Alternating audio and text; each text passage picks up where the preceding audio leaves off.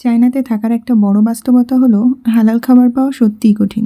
বিশেষ করে যারা মুসলিম তাদের জন্য প্রতিদিনের খাবার নিয়ে একটু বাড়তি চিন্তা থেকেই যায়। অনেক সময় দেখা যায় বাইরে থেকে দেখতে ভালো লাগলো কোনো রেস্টুরেন্টে গেলাম, তো ভেতরে ঢোকার পরে নিশ্চিত হওয়া যায় না যে খাবারটা আসলেই হালাল কিনা। এই নিশ্চয়তাটা আমাদের প্রায়ই ভোগায়।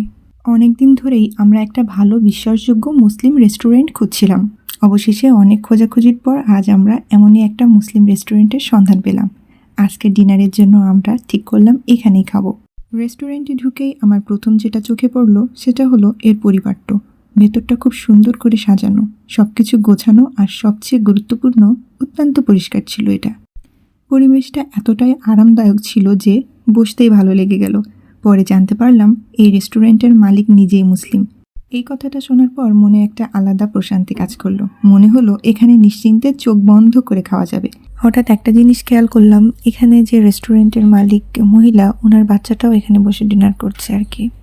এখানে তারা বিভিন্ন ধরনের খাবারের প্যাকেজ রেখেছে। প্রত্যেকটা প্যাকেজই দেখে ভালো লাগছিল। তবে সবগুলো ভালো করে দেখার পর শেষ পর্যন্ত আমরা গরুর মাংসের ফ্রাইড রাইস অর্ডার করলাম। অর্ডার দেওয়ার সাথে সাথেই দেখলাম আমাদের খাবার বানানোর কাজ শুরু হয়ে গেছে। কিচেনের দিকে তাকিয়ে ভালোই লাগলো, খুব পরিপাটি আর পরিষ্কার। এই সুন্দর পরিবেশটা আমি ভিডিওতে ধরার চেষ্টা করলাম, যেন বোঝা যায় কত যত্ন করে খাবার তৈরি হচ্ছে। তারা জানালেন আমাদের খাবার আসতে 5 থেকে 6 মিনিট লাগতে পারে, তাই আমরা অপেক্ষা করতে বসলাম।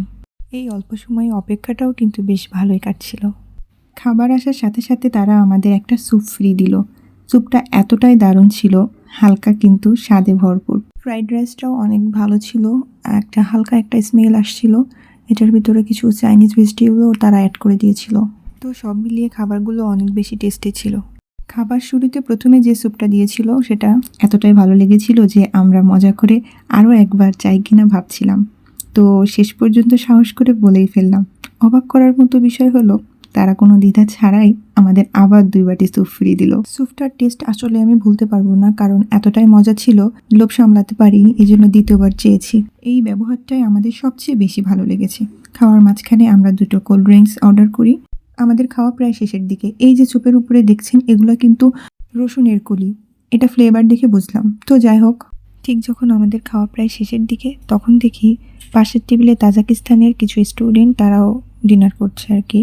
একটু লক্ষ্য করে দেখলাম যে তারাও আমাদের ইউনিভার্সিটির। তাজিকিস্তানের 95% মানুষ প্রায় মুসলিম, তাই তারাও হয়তো আমাদের মতো হালাল এবং মুসলিম রেস্টুরেন্টের খোঁজে এসেছে।